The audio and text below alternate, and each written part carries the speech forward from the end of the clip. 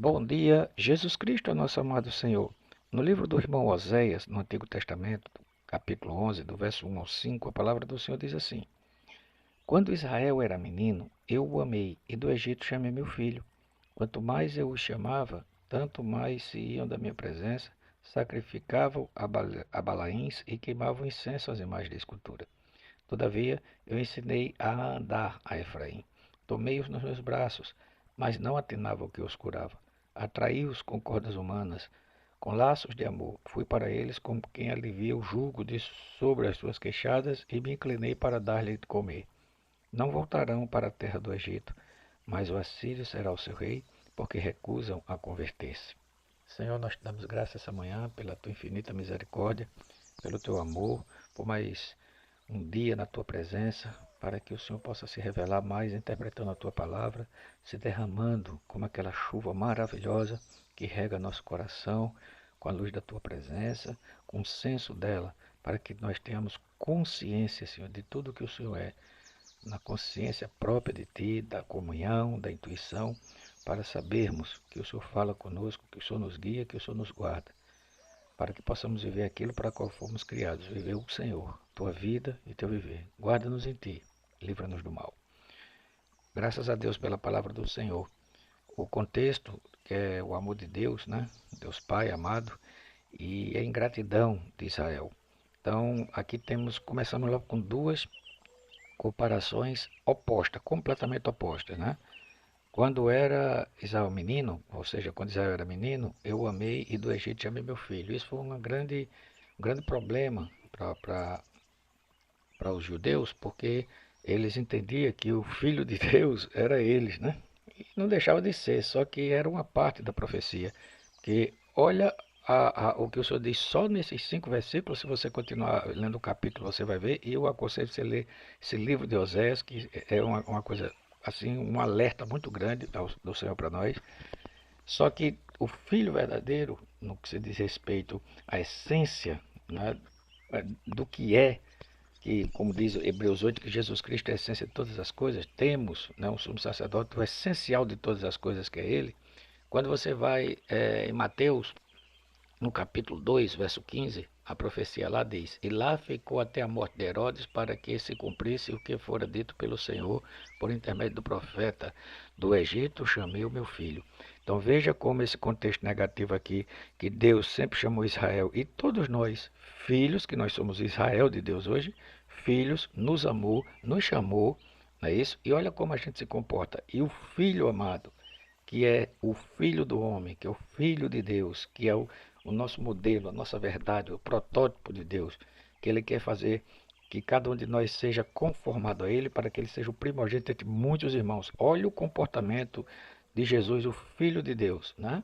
Do Egito chamei o meu filho, tá certo? Essa sim é a essência da profecia. Essa outra é a segunda, porque tudo que está abaixo de Jesus, tá certo? É para ser como Ele, como se diz respeito à raça humana.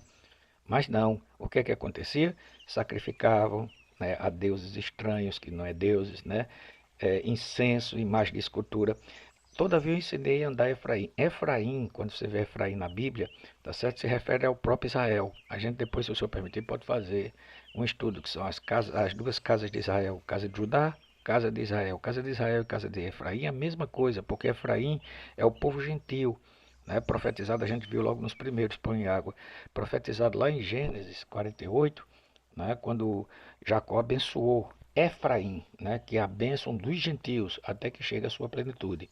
Então Efraim é os gentios misturado com Israel para voltar junto, como o Senhor fez, juntar com Judá, né? E aí se tornar um só homem, judeus e gentios. Um só povo que ele fez na cruz, criando um novo homem para si, certo? Então tomou nos braços, mas não atinava que os curava. Então, qual é eu creio, meu e o seu problema? É a falta da consciência do exercício diário, né? Para que a gente entenda que todas as circunstâncias que vêm, tá certo? É o Senhor providenciando para nos curar. Infelizmente, caímos nessa situação e temos que passar por situações adversas para poder viver aquilo para o qual nós fomos criados. Ele não nos criou assim, ele não criou para a gente ter que passar por isso para ter a consciência de quem nós somos. Não. Ele nos criou exatamente para que a gente viva aquilo para o que nós fomos criados, Ele.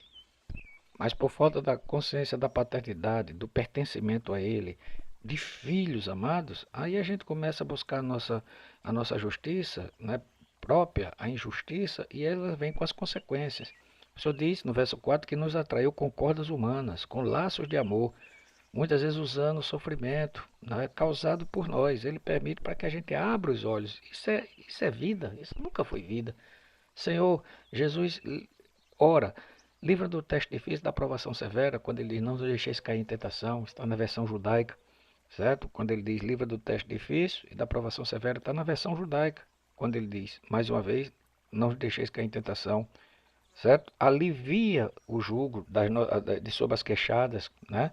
Inclinou-se para nos dar de comer. O problema é que muitas vezes a gente não quer. Quantos de nós agora, nesse momento, está muito atarefado com as coisas nossas, pensando que é nossas, e esquece que tudo é o Senhor que nos deu para que a gente viva em função dele. Agora, olha que coisa séria. Ele diz que no verso 12 do capítulo 10, anterior aí. Então eu disse: semeai para vós outros em justiça, que é o próprio Senhor. Jesus é a nossa justiça, né? Viver segundo ele, ceifai segundo a misericórdia, arai o campo de pouso, campo novo, campo não lavrado, né? Porque é tempo de buscar o Senhor, até que ele venha e chova a justiça sobre vós. Promessa, mas porque há uma rejeição, porque não quer, porque não busca, né? Porque se tornaram pessoas, tá certo? Que até alguns se denominam ateu, por quê? Porque é melhor dizer a Deus que não existe, né? Que Deus não existe, é melhor dizer para poder viver no seu pecado, não é assim? E aí ele diz assim, ó, no verso 5 do capítulo 11: não voltarão para a terra do Egito, mas o assírio será o seu rei, porque recusam a converter-se. Percebe? Assírio na Bíblia, Assíria é a tipificação do pecado. E Egito, mundo. Olha, vocês não vão viver mais para o mundo, porque eu tirei a chave, eu danifiquei a fechadura. Agora, quando você botar a chave lá na fechadura de rodar, ele não roda mais, você não volta mais para o mundo. Mas, infelizmente, o pecado ainda vai ser o seu, né? Os pecados ainda vai ser o seu rei, porque vocês recusam a se converter a mim.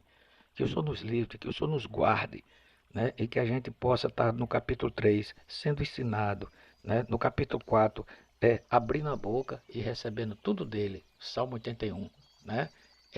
Abre a boca que eu te encherei. E sendo suprido da vida dele para não estar nesse contexto de ter que passar por tanta coisa difícil para poder viver aquilo para que nós fomos criados. Que o Senhor nos livre. Amém.